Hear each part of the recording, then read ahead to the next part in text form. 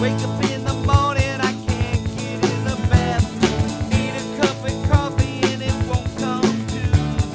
Dry and let my clothes wet. All right, so last time we were here, last week, we did some contour line drawing. I'm not sure everybody was here for that, so I will do a real quick example. And we're just going to do this contour line drawing to kind of warm up, because we are planning on drawing at least 3 different drawings today. I'm not going to say concentration goes down the longer you draw, but in cases where you're not familiar with drawing, then yeah, sometimes the concentration is best straight out of the bat. So what you're going to do is you're going to pose your hand in some sort of eclectic pose, non-offensive. And you're going to start with one part of the hand. And this is going to be a contour line drawing where you do not take your pencil off the paper. Now, being that you don't take your pencil off the paper, what do you do for options? Like, how do you change this up? In this case, I can change pressure when I'm doing my lines. I can always kind of backtrack. I can go over other lines lightly. And all I'm really doing is I'm looking at what I'm drawing, and I'm trying to get my eye to tell my hand what to do. That's part of the reason I'm not taking my pencil off the paper, is it adds just another layer of concentration that I have to engage with.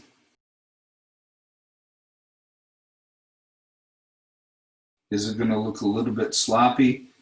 Yeah, there's really not too much you can do about that, unless you get to be one of these people who you just contour line every drawing you draw, and then sure, eventually you'll get to the point where the sloppy goes away and the rest of it becomes natural. See, like right there, totally lost concentration.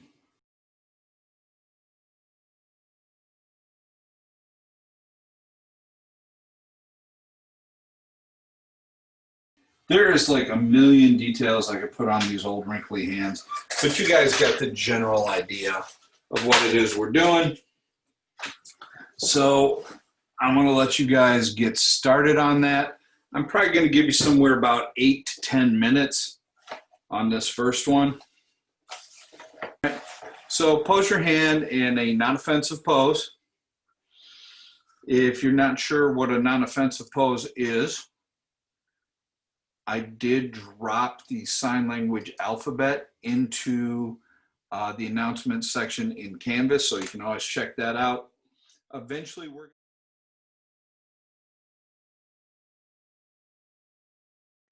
going to do another one. Now, this one that we're going to do, there's going to be some restrictions on it. This is going to be called a blind contour. And part of the reason this is called a blind contour is because you're not going to get to look at your paper. All right, so you pose your hand. And the reason I'm going to do this right now is to let you know that it's not going to look that good. In fact, it's going to look fairly ridiculous, although maybe it would look better if I stopped talking.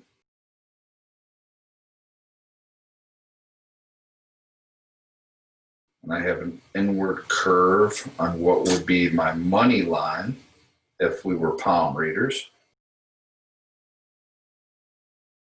I have still not looked back at my paper.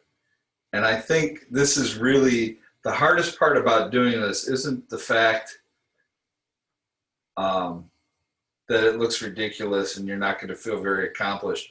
It's the fact that you really, really, really want to look at your paper. But I'm not. And so you shouldn't either.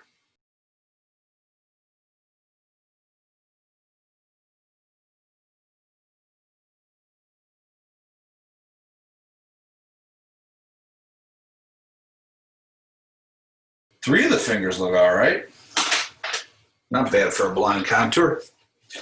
All right, so don't worry if yours looks messed up. I don't care if it does. I want you to submit it anyway when you're done. So make sure you put the 22nd of 2020, September 22nd, that is, on your paper. All right, I'm gonna let you guys get started. On your marks, get set, and go.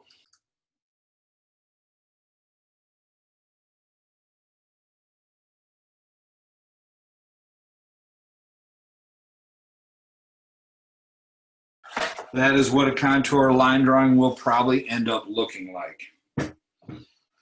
All right.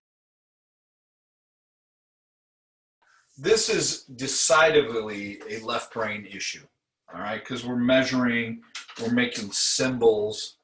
But for all of you out there who draw anime or manga, or will be doing comic books or cartoon characters in a couple of weeks, we always start with the hand, kind of with a potato shape. All right, that becomes the palm of the hand right here. So you notice I'm sketching. I'm not really using my contour line at this point. I'm just kind of roughing out the hand. When I look at my hand, there's a little divot here on the bottom. That's why I call it a potato shape, is that you don't have a perfectly oval potato. You get close at times. Now, starting with that shape, we add the thumb. The thumb ends up looking a whole lot like a chicken leg. All right. All right. So there is the palm of our hand, and there's our thumb. Now, as far as the fingers are concerned, I'm going to come up and make a little platform for the fingers. This spot is really this muscle. This is the potato. All right, and I guess you could call this chopped up carrot, tiny corn, whatever you want to call it.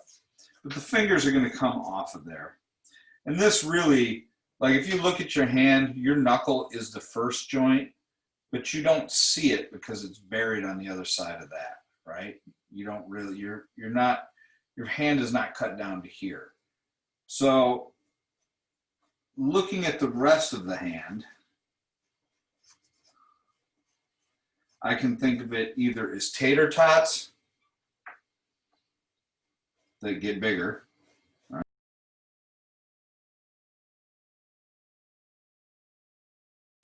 Your ring finger should be a little bit taller than your pointer finger.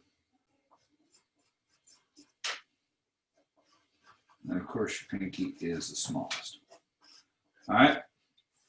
So if you don't like the idea of breaking that up into three separate tater tots, you could think of it as a hot dog. I'll do it again here. Boom, boom. And you could be like, well, here's a hot dog, and here's a hot dog, and these two hot dogs can go down. The thing that you have to remember when you're drawing hands is generally your hand isn't splayed open like you're drawing a turkey in second grade. Your hand is usually posed and fingers are either, you know, from that direction, there's no fingers whatsoever. From this direction, I only got two. There's three. There's one and a thumb. So sometimes your hands are blocking what you should be seeing. And that's fine. Then you just draw what you see. As far as lines, this line that comes from here to here on the inside of your palm, that is your lifeline. So if that's short and I was a palm reader, I'd say don't worry about paying off your credit cards. This is your love line.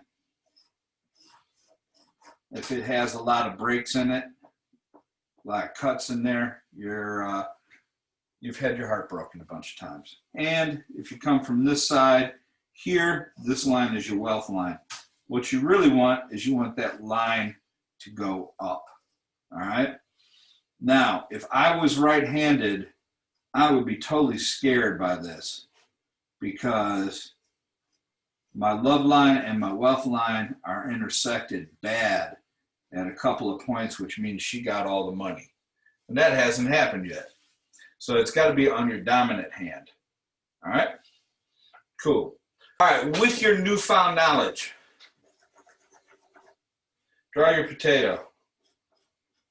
Draw your chicken leg. Boom, boom. Draw your hot dog or your tater tots. See if you could sketch out a hand just in simple shapes. Or if you really want to prove you're a boss, see how many hands you can sketch out in your simple shapes. And we will do that. All right, that is all for today. Go forth, apply your newfound skills, and have a great day drawing hands. Bye-bye.